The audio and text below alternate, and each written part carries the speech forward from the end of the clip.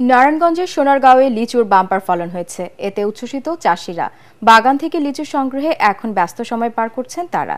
এবছর জেলায় ৭ থেকে ৮ কোটি টাকার লিচু বিক্রি হবে বলে আশা কৃষি বিভাগের। নারায়ণগঞ্জ প্রতিনিধি আব্দুস সালামের রিপোর্ট, জানাচ্ছেন ফারহিন ইসলাম টুম্পা। এ অঞ্চলে মৌসুমের প্রথম লিচু ওঠে নারায়ণগঞ্জে।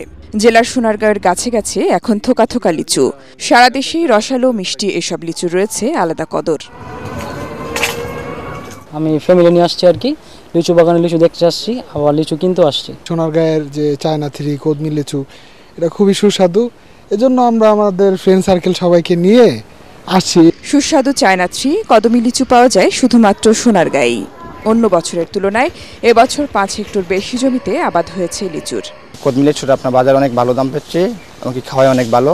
বিভিন্ন জায়গা থেকে এখানে পর্যটক আসে, ঘুরে, তারা আমরা বিক্রি করি, তারা নিয়ে যায়। কদমি লিচু বিক্রি হচ্ছে ৬,০০০ টাকা হাজার, পাতি লিচু ২.৫ থেকে ৩,৫০০ টাকা। লিচুর মান ভালো, এই কাস্টমারে নিয়ে খাচ্ছে ভালো। সোনারগাঁও আপনার ভালো লিচু পাওয়া যায়, সবার আগে এটা আসে, এই জন্য সবার আশা করে আগে আসে সবার আগে, এই জন্য এখান থেকে লিচুটা নিয়ে আসে। এবার জেলায় ৭২০ মেট্রিক টন উৎপাদনের লক্ষ্যমাত্রাকে সামনে রেখে ১১০ হেক্টর জমিতে লিচুর আবাদ হয়েছে। এর মধ্যে ৭৪ হেক্টর জমিতেই আবাদ হয়েছে কদমি লিচু।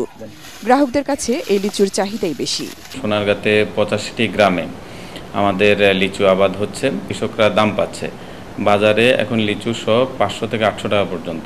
পর্তুগিজদের হাত ধরেই ১৭০০ শতকে সোনারগাঁয়ে লিচুর আবাদ শুরু হয়, ধীরে ধীরে ছড়িয়ে পড়ে সারা দেশে। Bureau report, ATN Bangla.